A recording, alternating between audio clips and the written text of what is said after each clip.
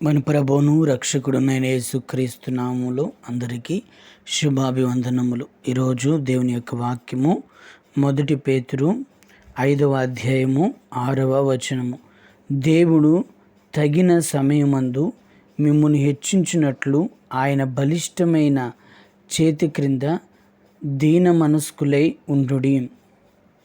దేవుడు అంటున్నారు, తగిన సమయములో హెచ్చించినట్లుగా దీన మనస్సు కలిగి ఆయన చేతి కింద ఉండమంటున్నారు. ఒక సమయం అనేది వస్తుంది, ఆ సమయంలో దేవుడు మనల్ని హెచ్చిస్తాడు. ఆ సమయంలో దేవుడు హెచ్చించినట్లుగా మనం ఎలా ఉండాలి అని అంటే దీన మనస్సు కలిగి ఉండమని దేవుడు చెప్తూ ఉన్నారు.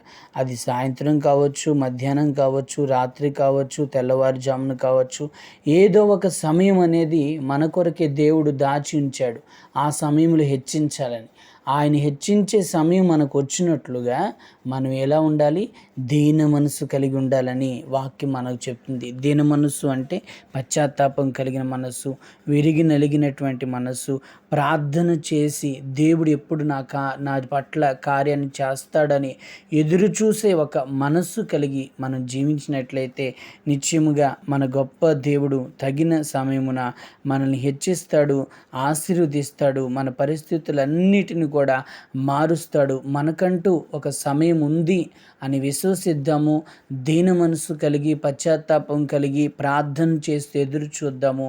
నిశ్చయముగా తగిన సమయమున ప్రభు మనలందరినీ హెచ్చించునుగాక. ఆమేన్. ప్రార్థన.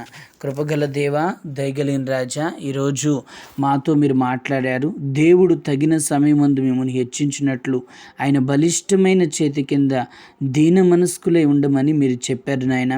మమ్మల్ని హెచ్చించుటకై ఒక సమయమును మీరు నిర్ణయించారని, ఆ సమయం వచ్చే వరకు దీన మనసు కలిగి పశ్చాత్తాపం కలిగి విరిగి నలిగిన మనస్సు కలిగి ప్రార్థన చేసుకుంటూ ఎదురు చూడమని చెప్పారు. అలాగున ప్రతి బిడ్డ ఎదురు చూచినట్లుగా దీన మనసును ప్రతి ఒక్కరికి మీరు అనుగ్రహింపచేయండి. తగిన సమయమందు ఒక్కొక్కరిని మీరు హెచ్చించి ఆశీర్వదించమని ప్రార్థన చేస్తుంటున్నాం.